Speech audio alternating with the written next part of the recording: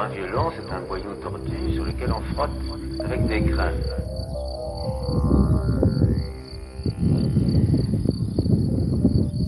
Alors, pour bien réussir votre design en permaculture sans vous prendre la tête, il est très important de bien commencer par définir correctement ce que vous allez faire avec votre flotte. Vous allez vite remarquer que l'eau ne remonte pas la colline sans autre assistance énergétique. Donc nous allons préférer des chemins sillonnés par la gravité. Et en traçant ces chemins-là, ça va nous poser un cadre. Et c'est à l'intérieur de ce cadre-là que nous allons élaborer le reste de notre design. Donc par élimination des possibles, moi je ne me prends pas la tête avec l'emplacement des poules, des vaches et des arbres tant que je n'ai pas réglé ce que je vais faire avec la flotte. Il faut prendre en compte aussi que tous les travaux d'installation des bassins, l'enfouissement des tuyaux, tout ça, ça a fort tendance à foutre le grand bordel sur le paysage. Donc mieux vaut le faire d'un coup et au début avant de planter des arbres et de poser des clôtures. Donc la mauvaise nouvelle est en fait que la tâche de devenir autonome en eau, ça coûte un peu cher. Ça veut dire un grand investissement au début de nos projets, mais n'oublions pas que devenir vraiment responsable pour le flotte est un super bon projet de vie, vu comment la Terre est en train de mal tourner. C'est intéressant à faire en plus et c'est rempli de bon sens.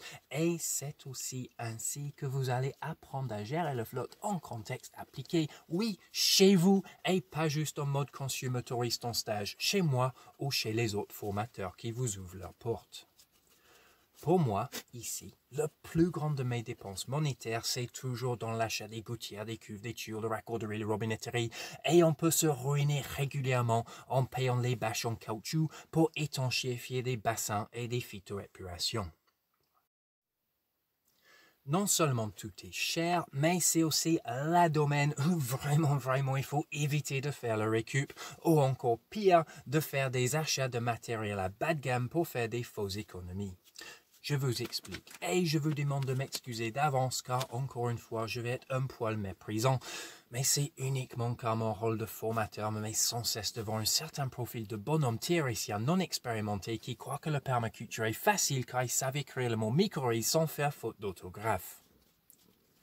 Si vous voulez être autonome en eau, votre source d'eau primaire c'est le ciel. Même si vous avez une source, même si vous avez un puits, le ciel est toujours fournisseur numéro 1.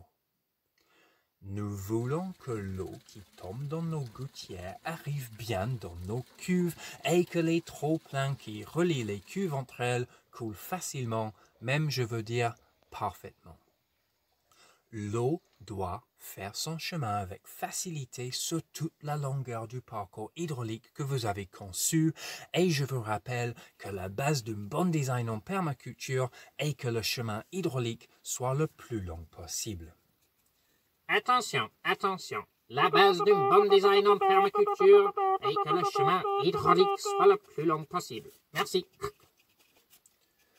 L'eau doit pouvoir faire son chemin avec peu d'intervention et sans erreur. Donc, il nous faut des systèmes qui sont hyper performants. Donc, dernier message à tous les petits bobos galériens qui romanticisent le pouvoir de faire le récup à tout prix avec la philosophie de faux pauvres. Il faut juste arrêter de diaboliser des mots comme performant car vous avez préféré faire le teuf ou de voyager n'importe où au lieu de vous payer des tuyaux et des recours qui vont bien. Quand il s'agit de bien gérer sa flotte, il faut se donner des moyens. Il nous faut des systèmes qui sont au top, sinon ça va être juste un rêve de gourou qui devient des cauchemars de galériens. J'en peux plus d'entendre ce putain de discours que le mot performant est un méchant mot de capitaliste. En fait, en disant ceci, vous laissez des capitalistes s'approprier tous les mots qui fonctionnent et ensuite on s'étonne de leur domination. Performance c'est bien, bronque c'est pas bien, c'est tout. L'eau ne va pas faire semblant que la gravité est une construction sociale pour vous faire plaisir.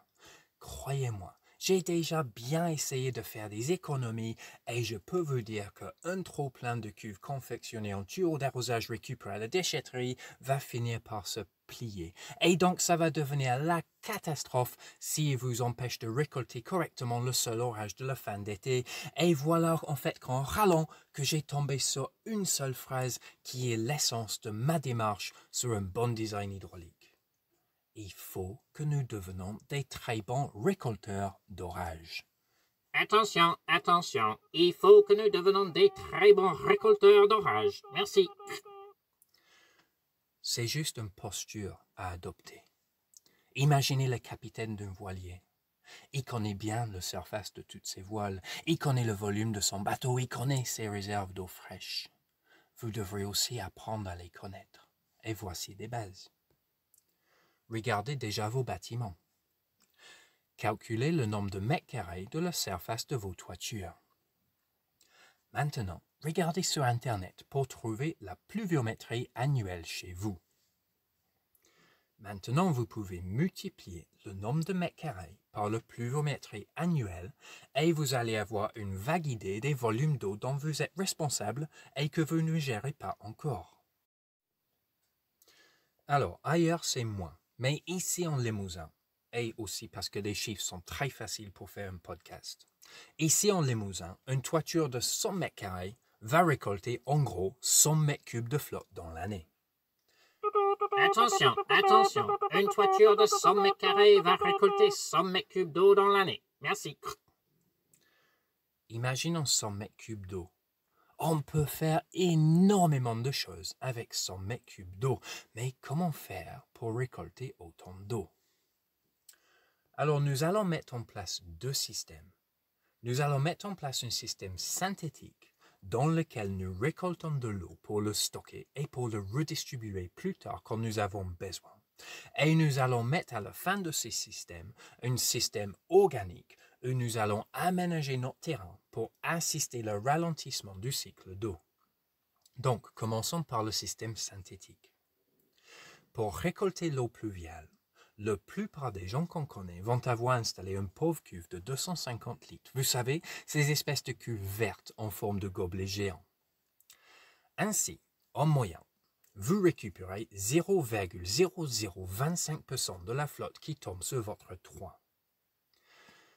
0,0025%. Ce n'est pas très performant en fait. Alors, si vous voulez, vous pouvez gonfler vos chiffres verbalement, comme fait Olivier Véran chaque semaine avec les taux d'incidence du virus Covid-19. Lui, pour dire 0,0025%, il va dire 250 pour 100 000. 250 pour 100 000, ça a l'air beaucoup plus gros, mais ça reste quand même un mauvais score. En regardant de près, ces cuves vertes sont fabriquées en PVC recyclé, souvent achetées à Brico Dépôt ou chez Blairorama.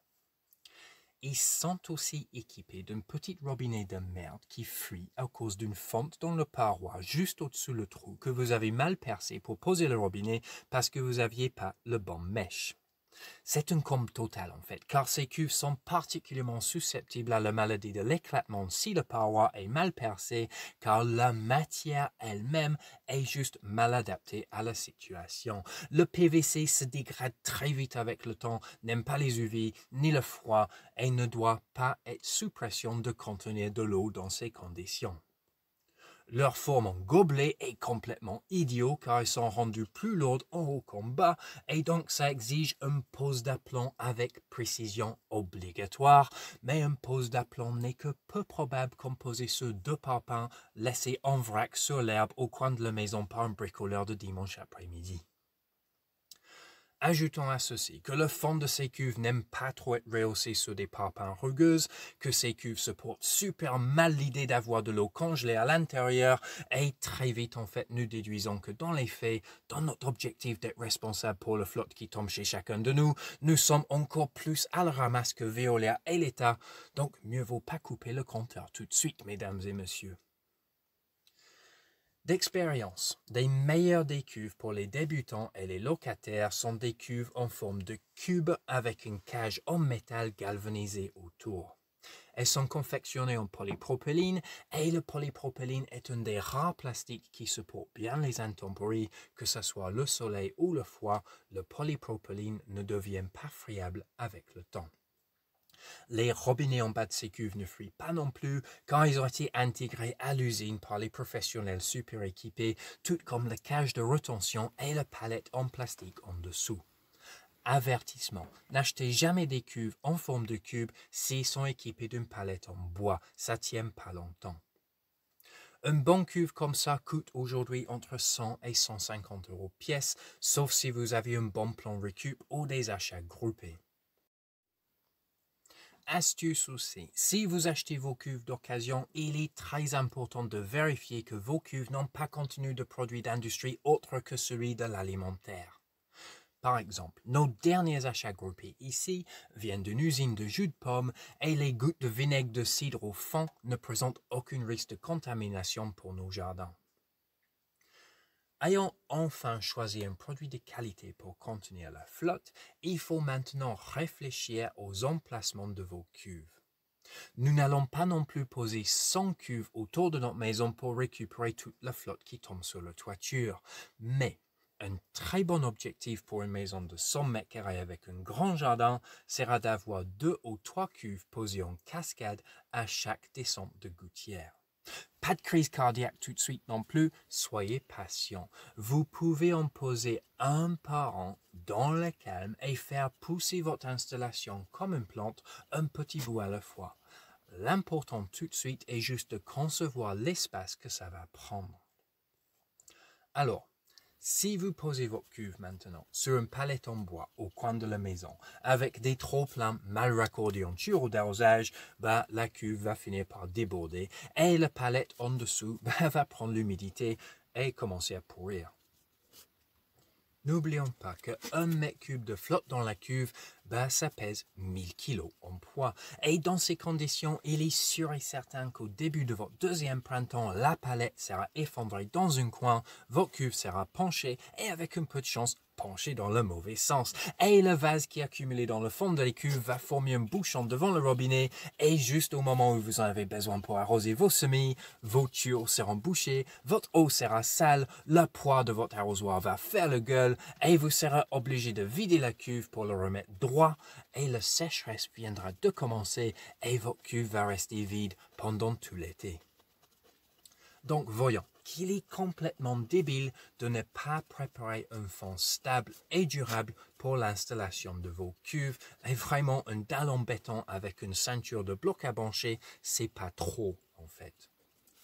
Si vous avez plusieurs cuves côte à côte, vous pouvez construire des dalles en escalier avec une dénivelée de 20 cm entre elles pour assurer l'écoulement d'un trop-plein à une autre.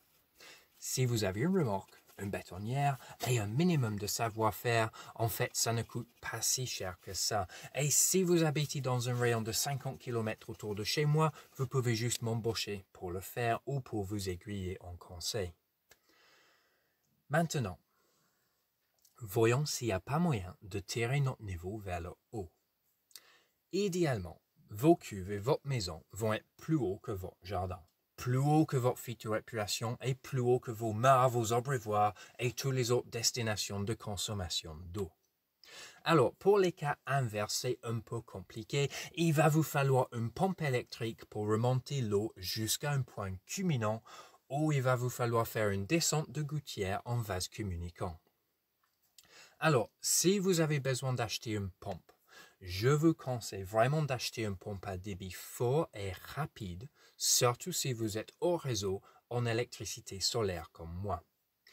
C'est plus efficace de bouger 1000 litres avec une pompe de puissance 1400 watts qui va tourner pendant 10 minutes que de tenter de relever l'eau en douceur toute la journée avec des pompes solaires à faible débit. Alors, peu importe. L'important est de placer quelques cuves en tête de réseau, que ce soit au coin de la maison ou dans une installation isolée tout en haut de votre terrain. La tête de votre réserve d'eau utile est destinée à vous donner des moyens de faire cheminer votre eau ensuite par la gravité, car la gravité c'est une énergie fiable, gratuite, silencieuse, sans carbone, sans taxe.